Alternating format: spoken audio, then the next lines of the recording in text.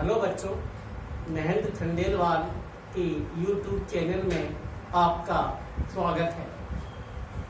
Last video में अपशिष्ट स्रोत के बारे में मैंने आपको बताया, जिनमें से पहला था घरेलू स्रोत,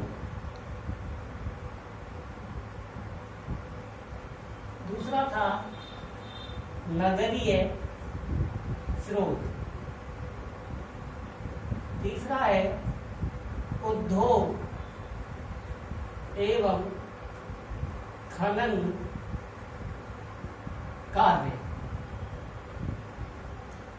चौथा है कृषि और पांचवा है चिकित्सा। तो बच्चों, इन दो के बारे में मैं आपको पिछली वाली वीडियो में बता दिया था। आज हम उद्योग एवं खनन कार्य, कृषि और चिकित्सा के बारे में अध्ययन करेंगे। तो विभिन्न प्रकार के जो उद्योग होते हैं वो विभिन्न प्रकार के ठोस,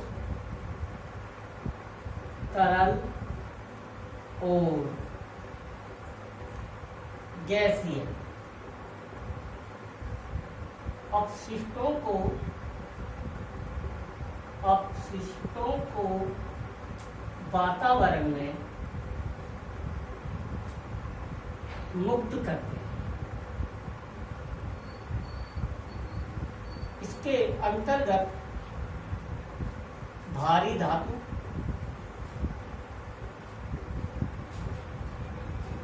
संश्लेषित कार्बनिक पदार्थ,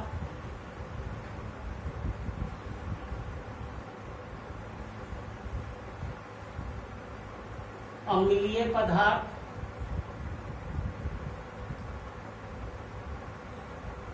क्षारीय पदार्थ,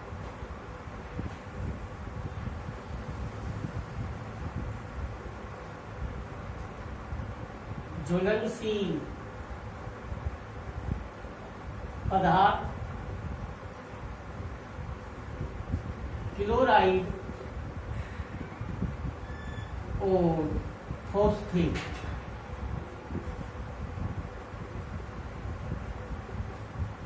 को शामिल किया गया।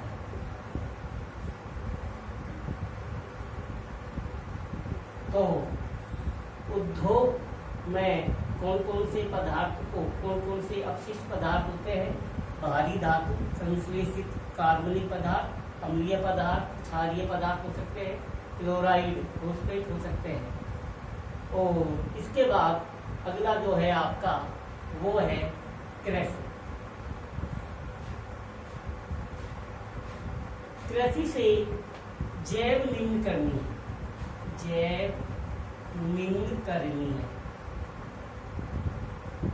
अपशिष्टों का उत्पादन या अपशिष्ट पदार्थ का उत्पादन होता है। इसमें डंठल, भूसा, सूखी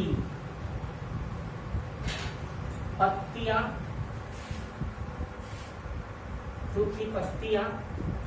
गोबर आदि होते हैं।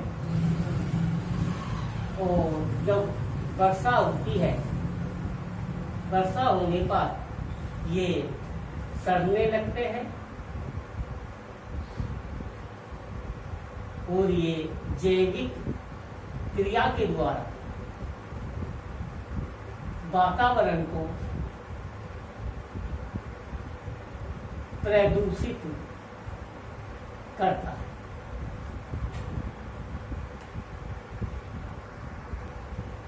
आगे चलते हैं।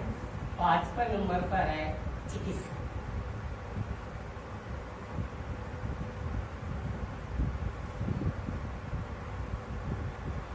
अस्पतालों में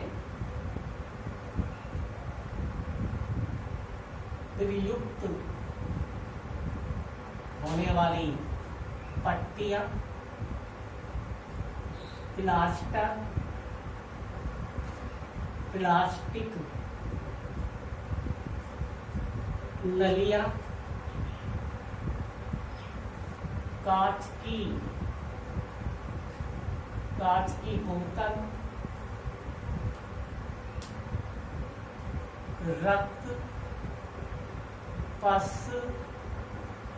मांस के टुकड़ों को शामिल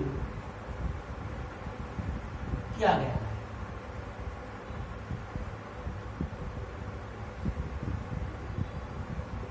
ये बच्चों आपको याद रखना है, चिकित्सा में कौन कौन से अपशिष्ट पाए जाते हैं।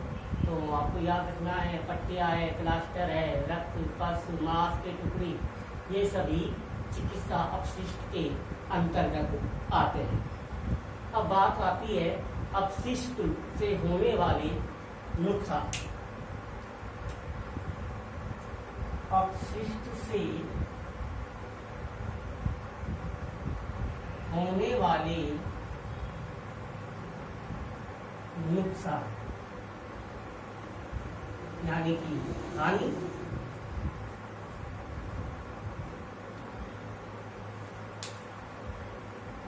तो किसी भी स्थान पर एकत्र अपशिष्ट उस स्थान का सौंदर्य खराब कर देता, सौंदर्य खराब कर देता है। दूसरी बात यह है, जैव निम्नकरणीय और चिकित्सीय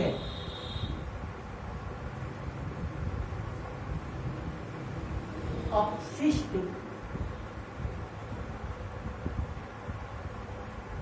गंभीर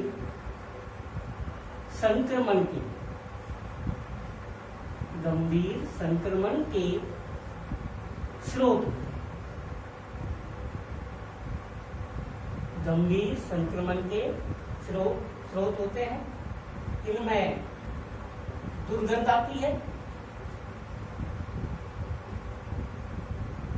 ये CH4 और CO2, CH4 मैथेन और CO2 कार्बन डाइऑक्साइड जैसी ग्रीन हाउस गैसें उत्पन्न करती है। इसके बाद प्लास्टिक, पॉलीथीन जो एजेड अपशिष्ट होते हैं, इनके रसायन स्वास्थ्य पर घातक प्रभाव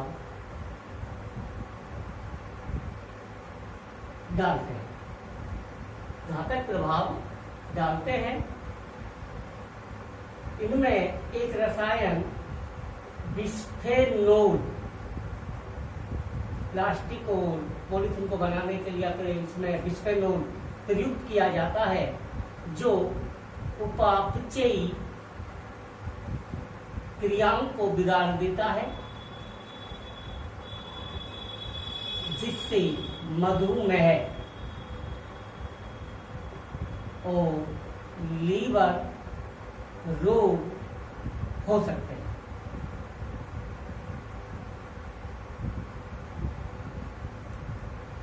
प्लास्टिक और पॉलीथीन सीवरेज, नदी नालों के प्रवाह को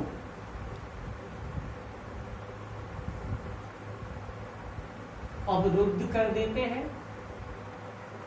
जिससे वहां पर परोपकारी जीवों के पनपने में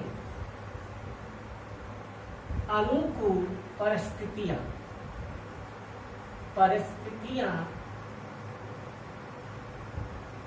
उत्पन्न करता है। पॉलीथीन और प्लास्टिक में थैलेट्स पाया जाता है जो गर्भवती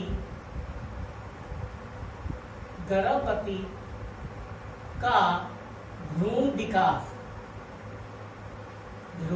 विकास पर प्रतिकूल प्रभाव डालते हैं। दूसरी बात, इससे प्रजनन क्षमता भी प्रभावित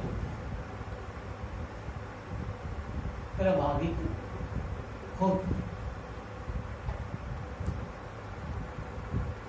अपशिष्ट प्रबंधन ये एक वैश्विक समस्या है। ये एक वैश्विक समस्या है। इस कार्य के लिए सरकारी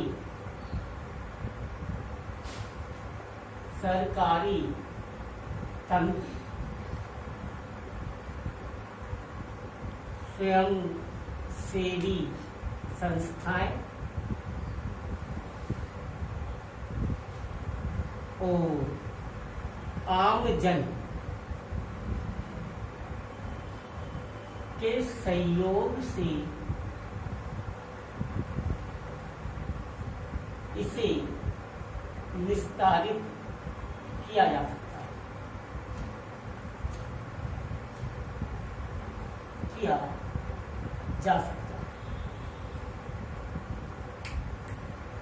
कस्बे और नगर का अपना अपशिष्ट प्रबंधन मास्टर प्लान बनाना चाहिए। जैव और अजैव अपशिष्टों का पृथक्करण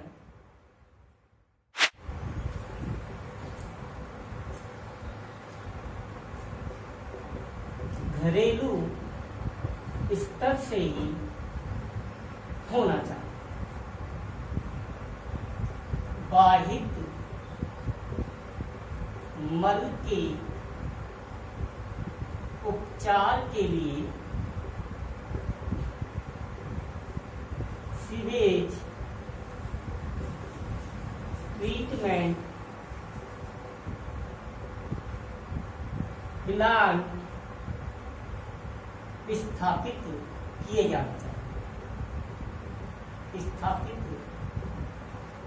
जाने चाहिए। इसके लिए भूमि भराव, भस्मीकरण और रासायनिक क्रिया का उपयोग करना चाहिए। पुनर्चक्रण पर जोर देना चाहिए। तो बच्चों, अपशिष्ट प्रबंधन, हम इन बातों को अपनाकर इसका निस्तारण कर सकते हैं, जो एक वैश्विक समस्या है। इसको स्पष्ट करने के लिए या इसको निस्तारण करने के लिए 3 जो हमारे हैं सरकारी तंत्र, स्वयंसेवी संस्थाएं और आम जन के सहयोग से इसको हम आसानी से निस्तारित कर सकते हैं। इसके अंदर सबसे पहली बात यह है, कस्बा या नगर का अपना मास्टर प्लान होना चाहिए और जैव और अजैव अपशिष्टों को का जो पृथक्करण वो घरेलू स्तर पर ही होना चाहिए। जो वाहित मल के उपचार के लिए सीवेज ट्रीटमेंट प्लांट स्थापित करने चाहिए। इन विधियों का भूमि भराव, भस्मीकरण और रासायनिक क्रिया विधियों का उपयोग करना चाहिए और पुनः चक्रण पर जोर देना चाहिए। बच्चों, अगला जो टॉपिक है अपशिष्ट प्रबंधन के तरीके। अपशिष्ट प्रबंधन के तरीके, या इसको हम ऐसे भी बोल सकते हैं अपशिष्ट पदार्थों के निस्तारण की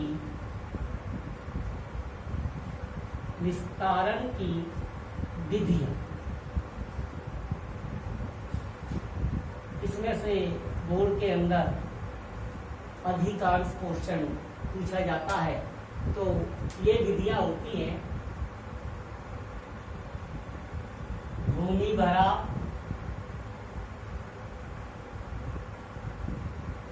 दूसरी है भस्मीकरण, तीसरी है पुनर्चक्रण और चौथी है रासायनिक क्रिया। बच्चों, इस वीडियो में मैं आपको भूमि भराव के बारे में बताऊं।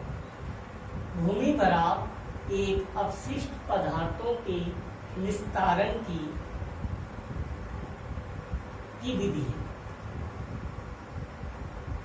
इसके अंतर्गत जो शहरी ठोस अपशिष्ट होता है उसे बड़े बड़े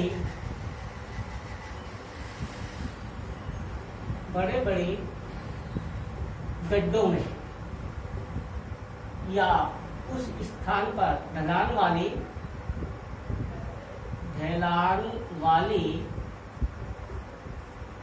स्थानों पर भर दिया जाता है और इसका जो संचालन है वो जैविक संचालन करते हैं। जैविक संचालन करते हैं और इसके बाद इन गड्ढों को मिट्टी से भर दिया जाता है।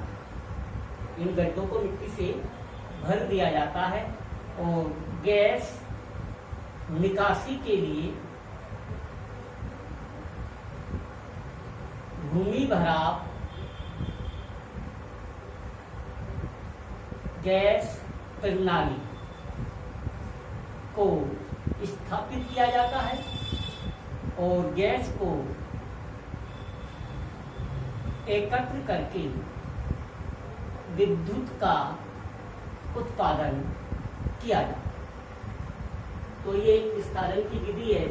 इसमें बड़े बड़े गड्ढों को जो शहरी ठोस अपशिष्ट होता है उसको भर दिया जाता है और उसके बाद मिट्टी से उनको ढक दिया जाता है। गैस निकासी के लिए भूमि भराव गैस प्रणाली का स्थापित की जाती है, उपयोग किया जाता है और इस प्रकार से गैस को एकत्र कर लिया जाता है और इसके द्वारा विद्युत का उत्पादन किया जाता है। और इस प्रकार से बच्चों ये आपका टॉपिक समाप्त होता है। अब इसके हम पढ़ेंगे भूमि भराव के दो।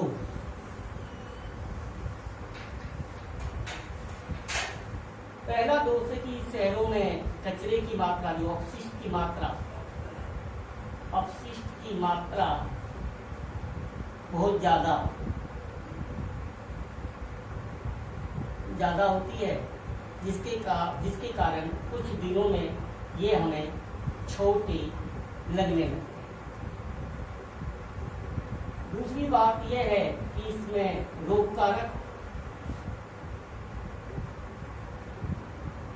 रोगकारक जीव उत्पन्न हो जाते हैं उत्पन्न हो जाते हैं जो स्वास्थ्य के लिए हानिकारक होते हैं। तीसरी बात यह है, जो भूमिगत जल होता है वो भी प्रदूषित हो जाता है। इसकी जो हानियां हैं यह है कि शहरों में जो अपशिष्ट पदार्थ है उनकी मात्रा बहुत ज़्यादा होती है, तो ये कुछ दिनों के बाद छोटे लगने लग जाते हैं, छोटे पड़ जाते हैं। इनसे रोगकारक जीव उत्पन्न हो जाते हैं जो हानिकारक होते हैं। इनसे दुर्गंध भी आती है और जो भूमिगत जल है वो प्रदूषित हो जाता है। बात आती है इसके लाभ की, तो इसे हम बाद में पारक के रूप में इसका हम उपयोग कर सकते हैं। ये इसका लाभ है। प्यारे बच्चों, जो मैंने आपको अभी तक पढ़ाया है उन सभी के नोट्स आपको वीडियो के डिस्क्रिप्शन में मिल जाएंगे, तो आप वहां पर जाकर उनको देख सकते हैं तथा सभी बच्चों को शुभकामनाएं